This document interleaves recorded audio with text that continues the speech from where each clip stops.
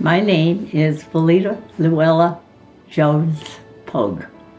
I was born in my Grandma Hodges homestead, and in July the 31st, 1931. I was born about 4 o'clock in the afternoon, and they were harvesting, and everybody helped harvest from around.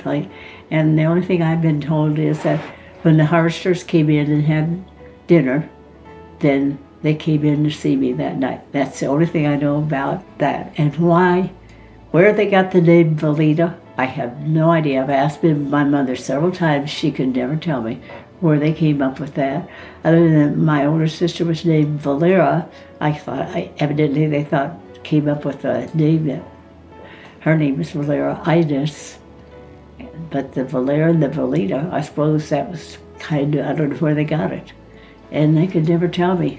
And growing up, in college, I only met one Valeta, and then in his hometown, there was a Valeta. That's the only time I've ever heard it any place. So that's the reason.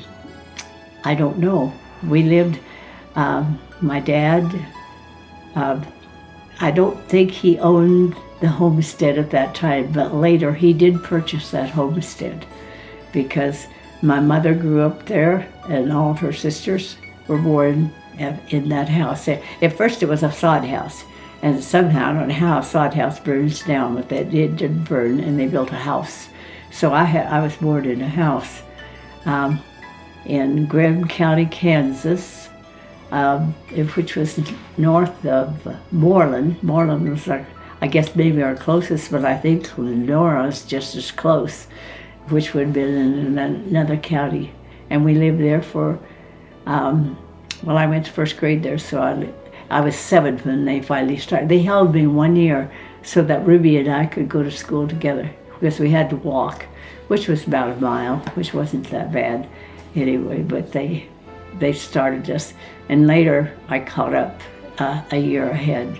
I think they should have probably just held me, left me where I was, but they put me with my age group eventually.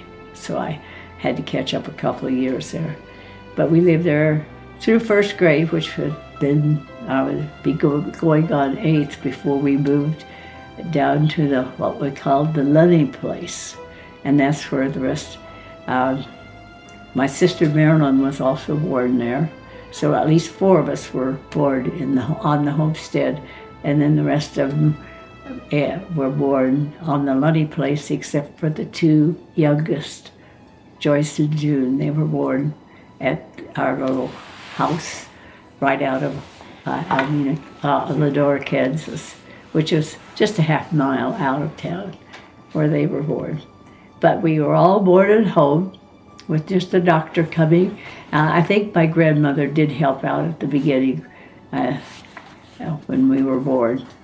But when the rest of them came along, I don't remember her being there at all. So that's where I was born and raised. The Lunny place was really nice. It was a very small house. It was only a kitchen and 2 bedrooms. And so that's a lot of kids we had 1 bedroom to share that bed, so we had more than 1 bed in there. And we lived there until I was in the 8th grade before my dad bought that house there was no electricity in these first 2 homes, no bathroom, just the outhouse. But my childhood at the Lunny place was we just entertained ourselves. We had no toys. We made up we baked a lot of mud pies. Did you ever hear of mud pies? We just mixed up mud and we'd put them up on the green rail we'd put it and pretend we were baking cookies or whatever. But we spent a lot of time doing that in the summertime. Playing in the creek. We had a nice little creek that ran through our property. We grew all of our garden, our melons, my dad raised cattle, and we had hogs, so we had all of our own meat provided, which when you butchered, you have to take it to Lenora, where they had a locker, which is a freezer place. And then on Saturdays, they usually went in one time per week to get meat, so they'd get the meat out of the freezer and bring it back, because we didn't have a refrigerator. We didn't have anything to plug it in with. If we didn't have, they had coolers that they put ice blocks in, and we did. That's how they kept the meat cool when we did. But Mom did canning of the, especially lots of tomatoes and canned meat. So we got along fine. We had, I don't ever remember being hungry. We had lots of chickens, and often she would be preparing a chicken for dinner when we would come home from school, because we had to walk. And it must have been a 2-mile walk to that school. It's called Square Top. And that's where, then during the war, my mother taught us one year, because she was a teacher before in fact, she taught my father. My father was 4 years younger than her, and she taught him in 8th grade at Square Top. He was going to Square Top. It was a big, I was looking at a picture today, and it was a big class. And in one of them, you will see my mother, the teacher, and my dad standing right next to her. So I don't know if that romance started then or later, but anyway, they did get married, and Valera was my older sister. She was born first in 1930, I believe, was when she was born, because she died in 34 of a childhood disease. But we had a great time on the Lunny Place, because of being able to go walking in the creek, making our own games, and things like that. And we enjoyed going to school, walking together, going to school, because you had to pack your lunch, take it. And my grandma Hodge, she lived with my aunt all the time that I can recall. She would knit mittens, so we had mittens to wear, and sometimes socks that she would knit.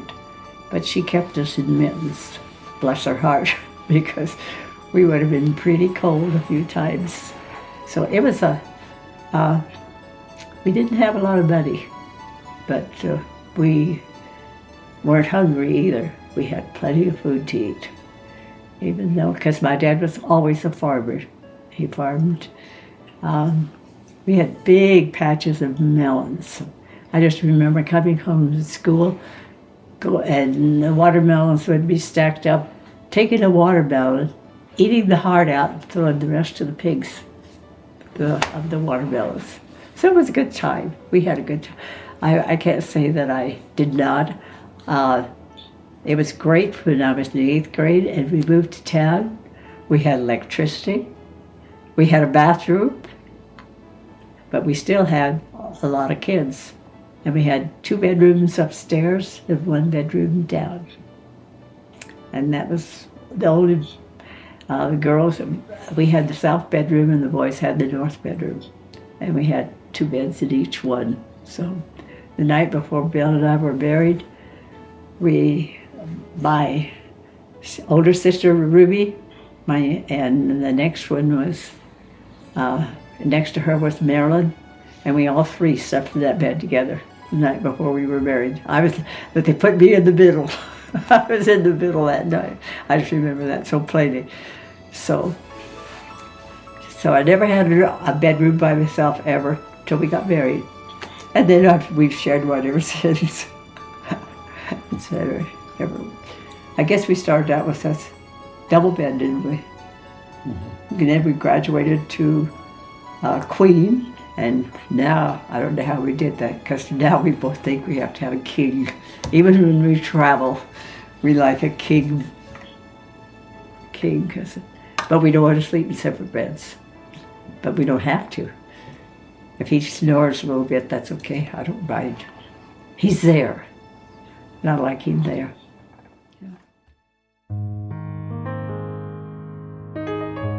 My first sibling was Valera Inez, and she died when she was 4. So that left me being the oldest of the clan then. My next sister was a year and a half younger than me. Her name is Ruby Ively. Then Marilyn Yvonne. Finally, we have a boy coming along. Daryl Wayne, Norman Glenn, Darwin Dean, Carl Ivan, Myrna June, and Vera Joyce. And Joyce has dropped the Vera, so she's just Joyce. Most of the kids are called by their middle name, except me, when I am Valeta Luella. So Ruby, we do call her by first name, and Marilyn by first name. But most of them went by their middle name. See? So there were 10 of us. My grandma, Hodge, her dad died when she was 4 years old, about. And so she never did know her dad. So he was much older than, I guess, my grandma. And so my grandma never remarried. And there were 5 girls in that family. I think Mom was the youngest of the 5. And on the Jones side, Grandpa Jones passed away when he was 60. He was a neat grandpa though, because we didn't have much money, and when we would go to town, they always went to town too on Saturdays to get groceries and things like that. And we kids knew that if we went down by the pool hall, Grandpa would come out and give us a penny or a nickel, and then we could go get quite a bit of candy for what we had, what he'd give us. And my grandma, she'd say, "Now, Jim, you know those kids don't need that." Grandpa would give it to us anyway. And I loved my grandpa. So that was a real blow when he died at the age of 60, just like my father did. He was just 60. He just had his 60th birthday when he passed away, and that was really a shock. He had a heart attack and was gone too. And his dad did too. Same thing. His grandpa. But I really enjoyed my grandpa and my grandma Hodge. They were 2 of my favorite grandparents. It's my grandma Hodge and my grandpa. Grandma Hodge didn't have a lot of money, but she sure did make a lot of mittens and socks for us. So that was great. But it is amazing how much a penny would buy back then. You could get quite a bit of candy for a penny. I think a life well lived is contributing to society. Picking something that you like to do, which I did, and I feel like I have really contributed to a lot of educated kids in this world. And I'm very proud of a lot of most of the kids that I know where they are now, things that they have done. And I feel like I have done well as a parent, raising my children, and I think I have done well with the selection of my husband with the help of God, my Savior. So I think that's the main thing.